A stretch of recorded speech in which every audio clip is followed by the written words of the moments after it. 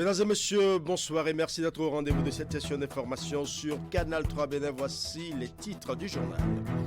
Près de 2,5 millions de Libériens étaient aux urnes ce mardi pour élire le prochain président de la République. Dans la course, le président sortant est le candidat du principal parti d'opposition. Les citoyens ont voté dans le calme sous le regard de la mission d'observation électorale de la CEDEAO présente dans le pays depuis une dizaine de jours. Le point dans un instant. Nous parlerons également de l'ouverture au Bénin de la première session du comité directeur national de lutte contre le travail des enfants au titre de l'année 2023. Il s'agit pour les parties prenantes d'analyser les différents progrès réalisés en matière de lutte contre le travail des enfants au Bénin. Plusieurs autres sujets sont prévus pour meubler ces 3 jours de travaux qui seront sanctionnés par des résolutions fermes pouvant contribuer à l'éradication du travail des enfants. Nous ferons également un zoom sur la session 2023 du cadre de concertation entre l'Association nationale des communes du Bénin et les associations régionales et départementales de communes. Les divers acteurs concernés se sont réunis à Boïcon pour 2 jours d'échange. La rencontre va aboutir à l'élaboration d'une feuille de route pour la conduite des plaidoyers par l'ANCB en vue d'améliorer la capacité des acteurs communaux à bien porter les réformes dans le secteur de la décentralisation. Voilà pour les titres, mesdames et messieurs. À nouveau, bonsoir. Grande mobilisation des électeurs ce mardi 14 novembre 2023 dans les bureaux de vote au Libéria.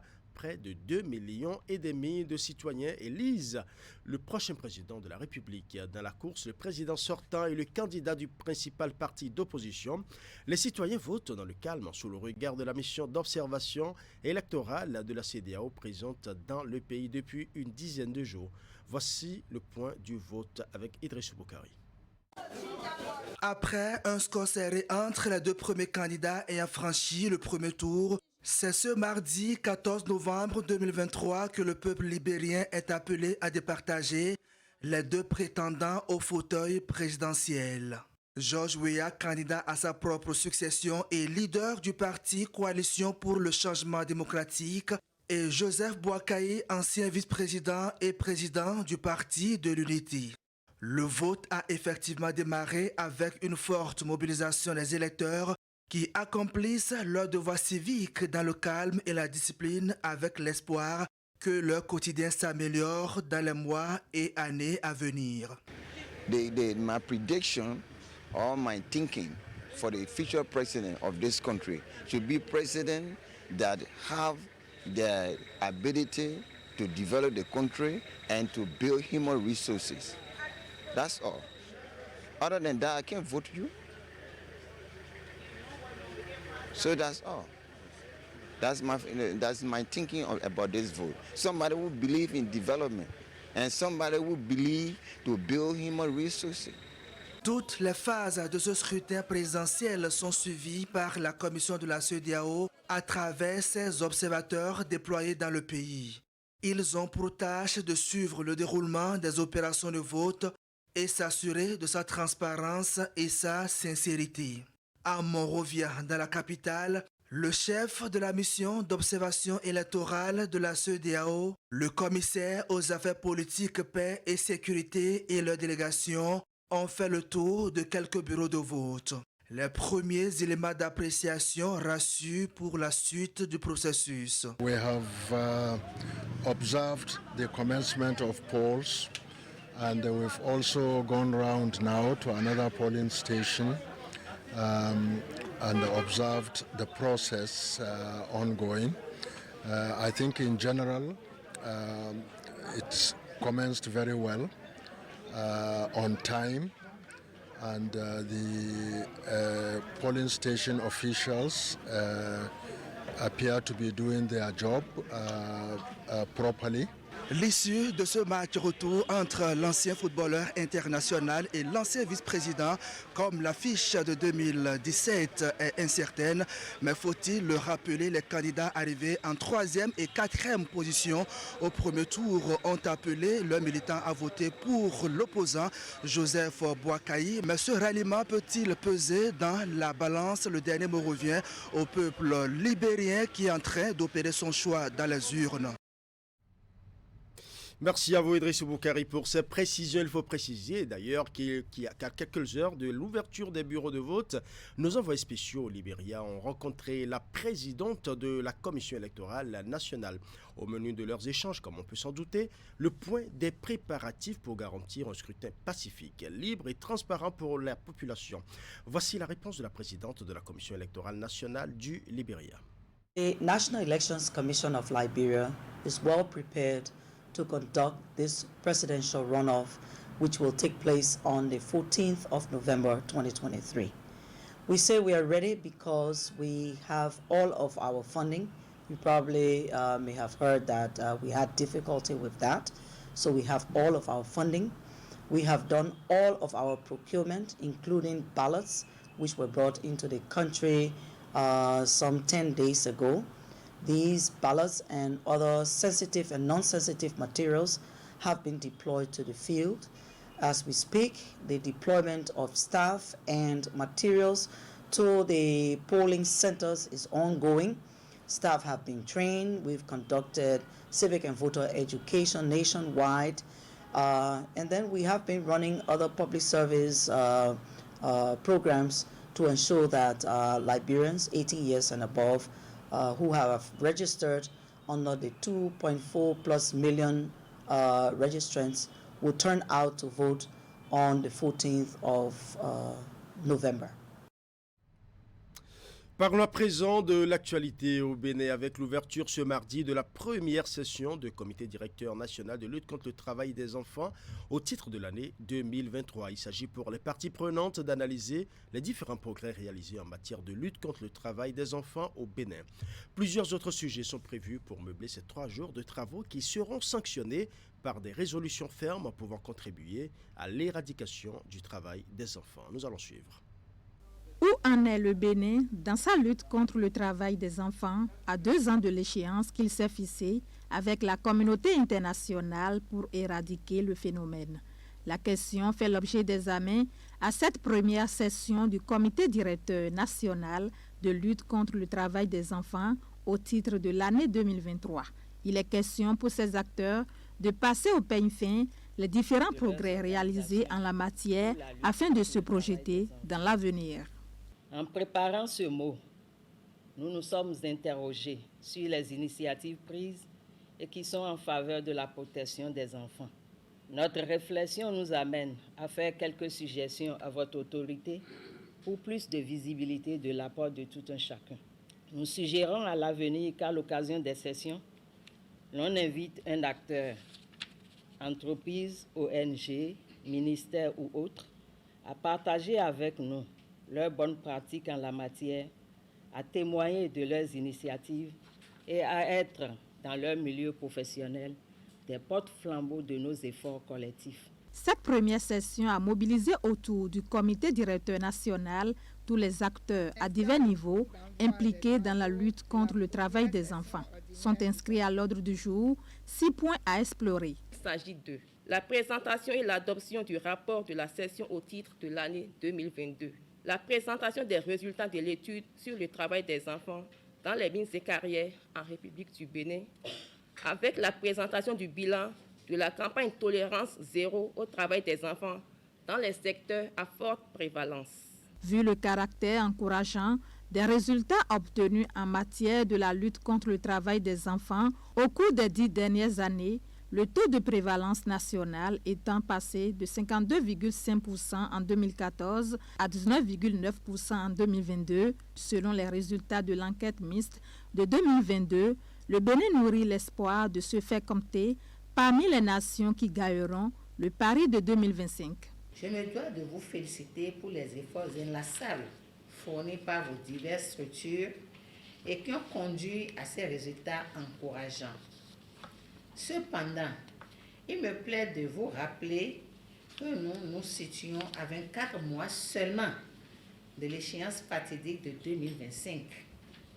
Vu l'urgence et l'ampleur des actions à entreprendre pour relever ce défi, il est nécessaire de changer dès maintenant de paradigme dans la stratégie de lutte pour venir à bout des dernières poches de résistance.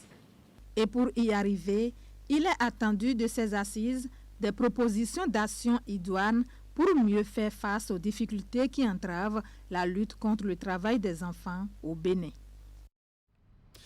Ce mardi 14 novembre est un jour marqué en lettres d'or pour les transporteurs au Bénin. L'une de leurs grandes doléances est aujourd'hui concrétisée.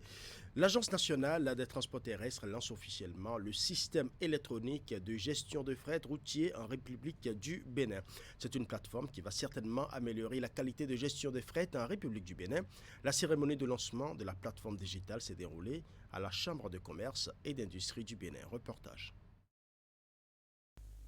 Le système électronique de gestion de fret routier est désormais une réalité en République du Bénin. C'est l'un des fruits de la révolution structurelle amorcée par l'Agence nationale des transports terrestres. Cette plateforme digitale est la réponse à l'une des grandes préoccupations du gouvernement, à savoir comment gérer de façon efficiente et efficace le fret routier.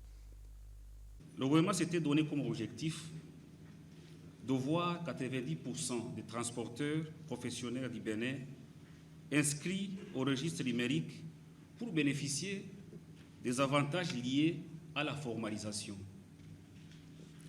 Ainsi, cet objectif, je voudrais vous rassurer qu'il a été atteint avant le lancement de cet outil grâce à la conduite de changement, aux formations des transporteurs, des autres acteurs et des points focaux de la NAD pendant la période d'avril 2023 à novembre 2023.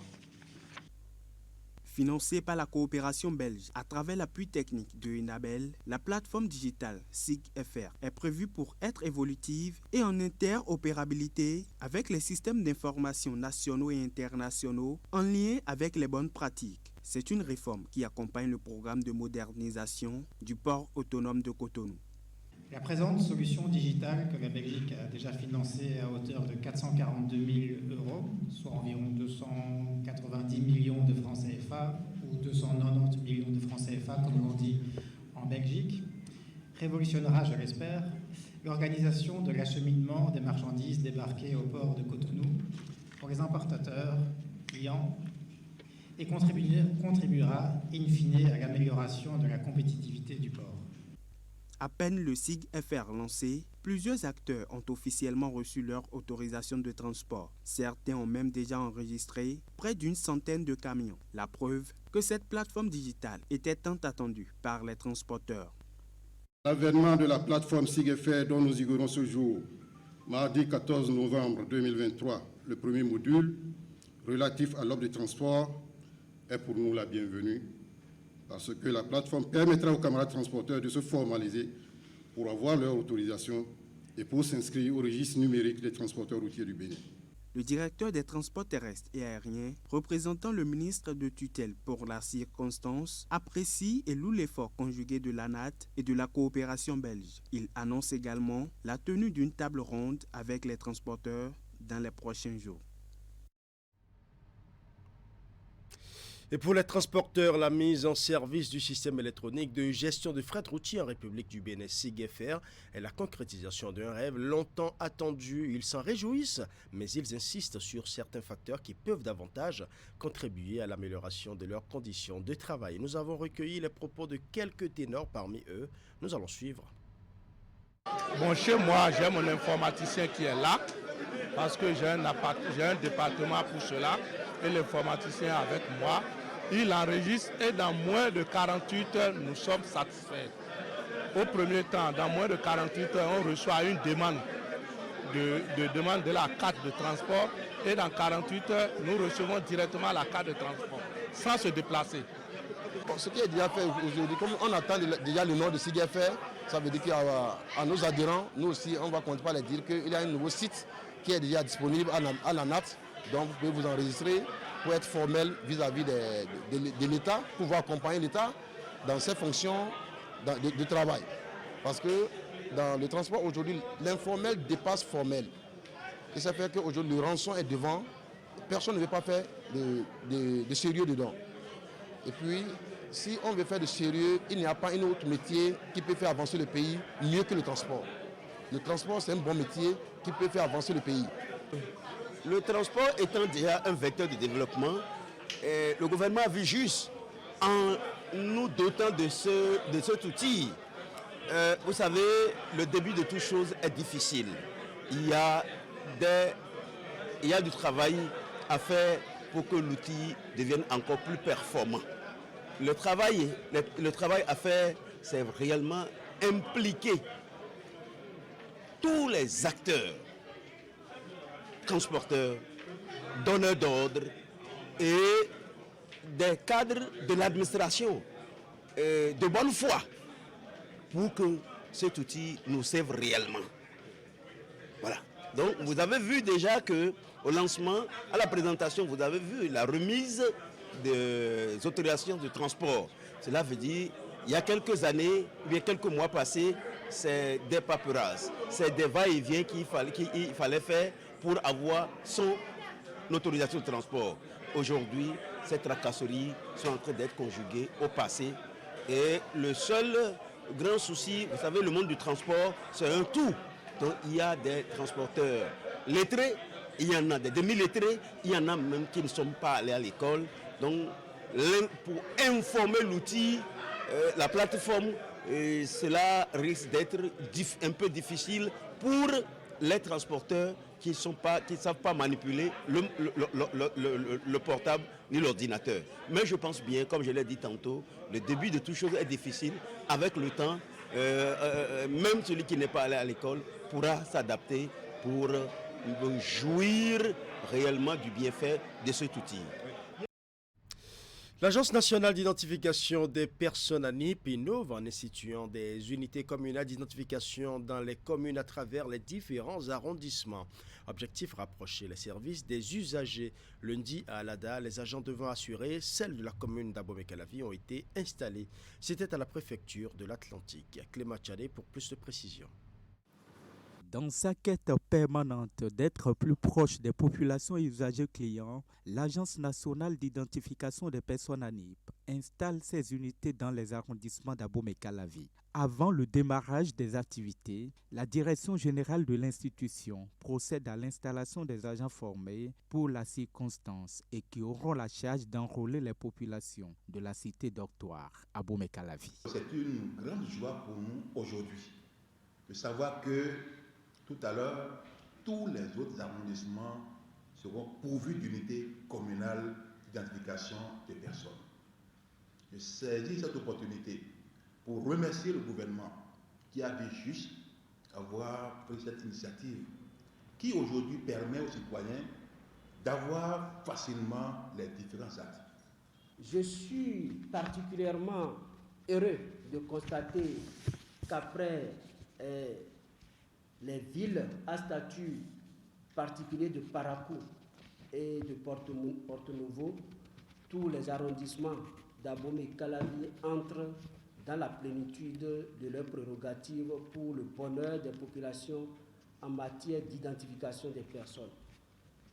Désormais, elles peuvent bénéficier de tous les services d'identification sans parcourir de longues distances. Cette innovation de l'ANIP répond aux besoins des citoyens de la ville d'Abomey-Calavi qui attendaient cette opportunité, ont précisé les autorités préfectorales pour qui cette déconcentration vient à point nommé. Une avancée notable que l'ANIP entend implémenter dans les autres collectivités locales. Et nous allons poursuivre davantage certainement dans les tout prochains jours au niveau d'autres communes à l'intérieur du pays pour que la population puisse davantage être satisfaite des prestations offertes par l'ANIP. Et de même, nous mettrons en ligne beaucoup plus facilement des applications pour permettre à la population qui ne peut pas se déplacer facilement d'obtenir les différentes pièces de l'ANIP en ligne également. Les plaintes des populations béninoises en général et de celles des communes à forte densité comme Abomey-Calavi en particulier induisent la nécessité d'étendre nos services à la base afin de mieux les éclairer et de mieux les servir.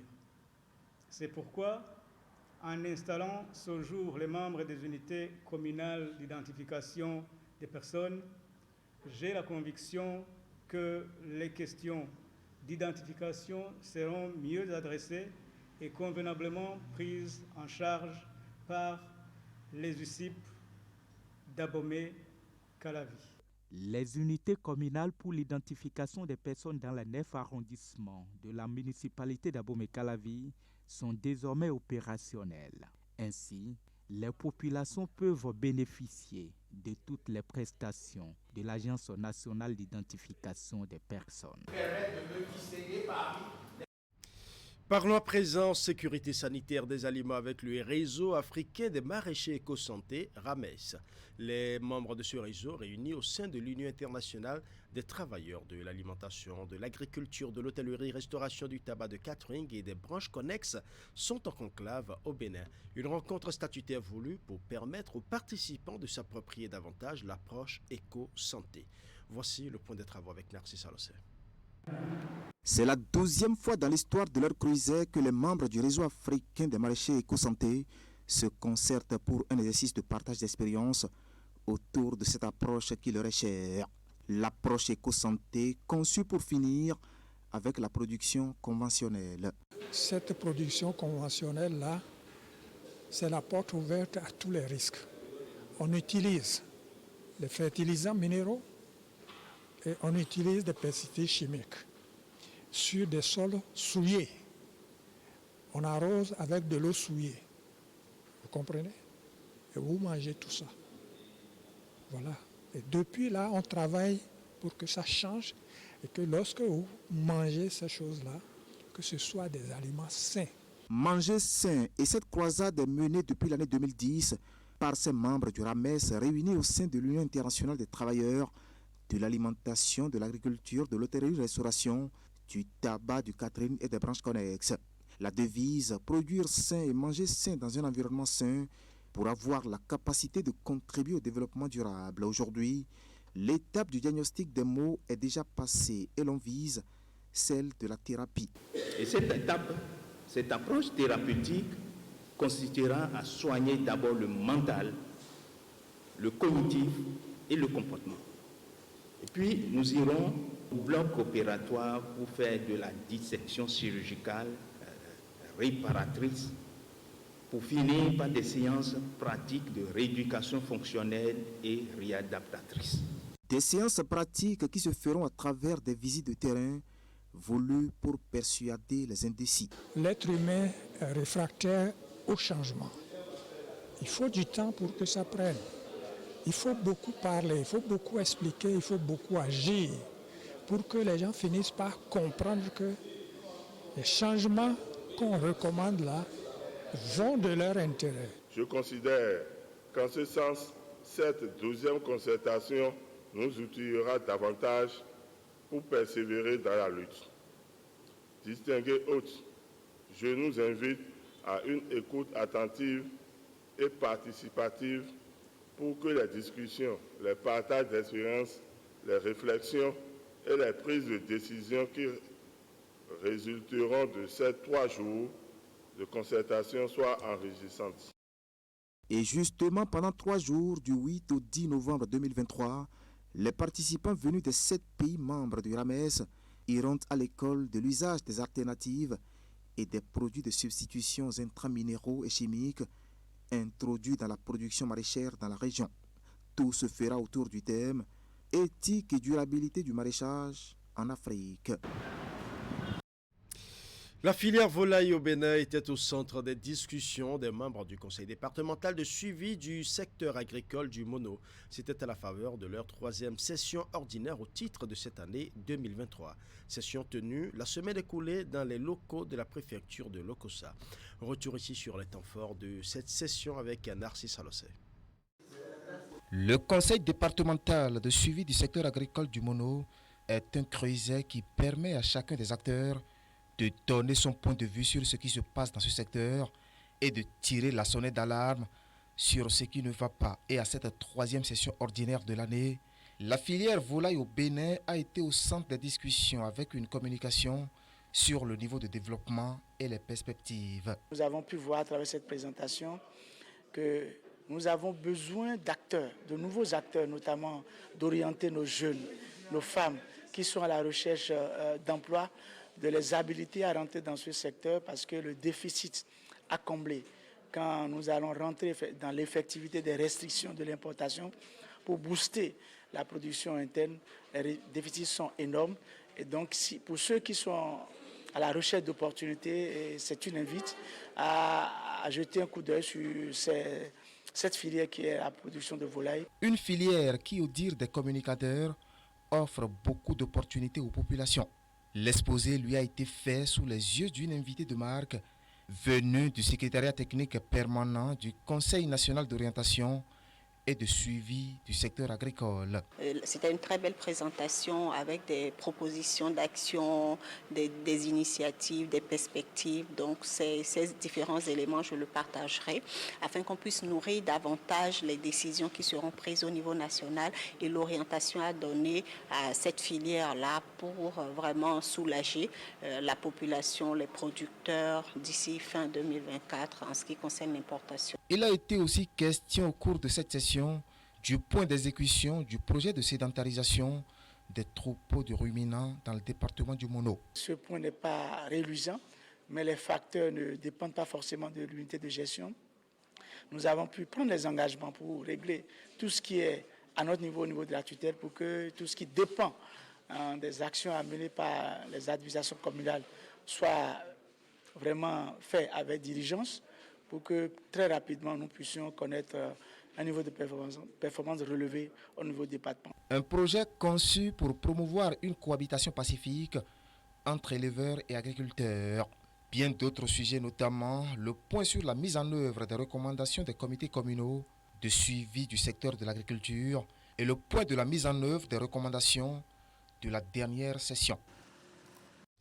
Session 2023 du cadre de concertation entre l'Association nationale des communes du Bénin et les associations régionales et départementales de communes. Les divers acteurs concernés se sont réunis à Boycon pour 2 jours d'échange.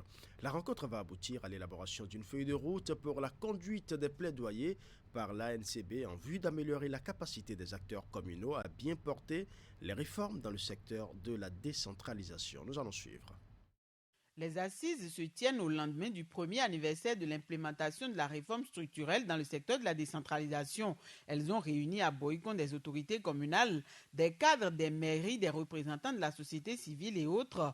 Le cadre de concertation ANCB, les associations régionales et départementales, a toujours été l'occasion d'échanger autour des difficultés des communes en vue d'identifier les sujets de plaidoyer à engager pour contribuer plus efficacement au développement des villes. Les présentes assises nous permettent d'opiner sur l'état actuel de la mise en œuvre des réformes du secteur de la décentralisation et de définir les démarches et argumentaires par lesquels nous pourrions, en tant qu'acteurs de premier plan, contribuer à corriger les imperfections décelées et à consolider la mise en œuvre des tests dans le sens de l'atteinte optimale des résultats visés par la réforme. Il s'agit pour nous de partie des diagnostics faits par les organisations d'intercommunalité et des structures d'appui de la décentralisation pour jeter les bases des plaidoyers nécessaires afin de contribuer à des améliorations qualitatives et quantitatives pour la mise en œuvre des réformes. La rencontre de ce matin s'inscrit en droite ligne donc de cette préoccupation et pour faire en sorte que les préoccupations recensées au niveau des communes puissent être portées par l'ANCB et influencer les politiques qui sont actuellement mises en œuvre. Donc je voudrais encore une fois vous remercier de nous avoir impliqués dans cette réflexion et nous attendons vraiment avec beaucoup d'intérêt les conclusions qui seront sorties de cette rencontre. Avec pour thème échange sur les préoccupations de développement des acteurs communaux en vue des plaidoyers à organiser, la session va aboutir à l'élaboration d'une feuille de route pour la conduite des plaidoyers par l'ANCB. Qu'est-ce qui se passe? Quel est l'état actuel de la gouvernance au sein des communes? Quels sont les exemples de dysfonctionnement que nous notons? Et quelles sont les propositions de solutions et de pistes pour pouvoir améliorer la situation à l'avenir? Depuis le 20 décembre 2021, notre pays a entamé une nouvelle étape dans son processus de décentralisation. S'il est vrai que grâce à la mobilisation des uns et des autres, plusieurs préoccupations des acteurs communaux en lien avec la mise en œuvre de la réforme ont pu trouver des réponses, il n'en demeure pas moins vrai que des difficultés persistent toujours.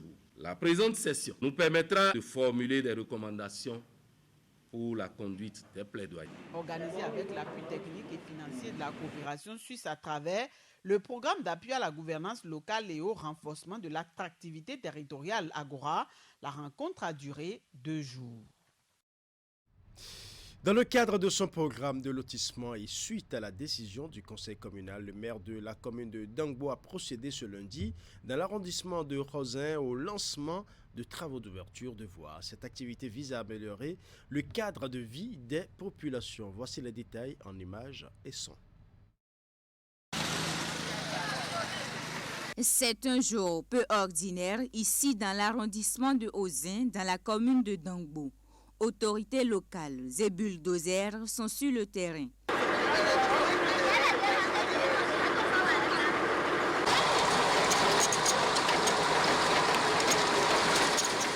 Cependant, loin d'être entreprise dans le cadre d'une opération de déguerpissement, cette mobilisation est motivée par la volonté de mettre en œuvre le programme de lotissement de la commune. Nous avons retenu de réaliser 26 km. D'abord pour la première tranche. Ces 26 km sont répartis sur tous les arrondissements, sur tous les lotissements de Dangbo. Nous attendions ça là, maintenant il y a un peu longtemps, et que quand au conseil nous avions décidé de l'ouverture, de quelques ouvertures de 15 mètres là, de 15 à 20, on a décidé de le faire pour rendre un peu accessible la population. Satisfaits de cette initiative, les administrés estiment qu'elle contribuerait au développement de leur arrondissement. C'est une très bonne chose, car il n'y a pas de développement sans la route. Cela va permettre également l'installation de poteaux électriques dans notre quartier.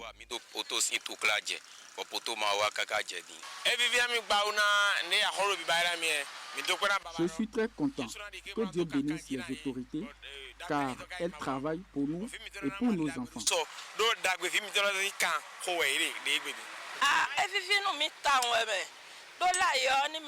Je me réjouis de cette initiative. Avant, on n'arrivait pas à vendre des parcelles ici parce que les acheteurs estimaient que notre village est enclavé. Je suis contente de voir le bulldozer opérer. Tous les arrondissements de la commune de Dangbo sont concernés par ce programme de lotissement. Voilà, ce sera tout pour ce journal. Merci pour votre aimable attention. Bonne soirée chez vous.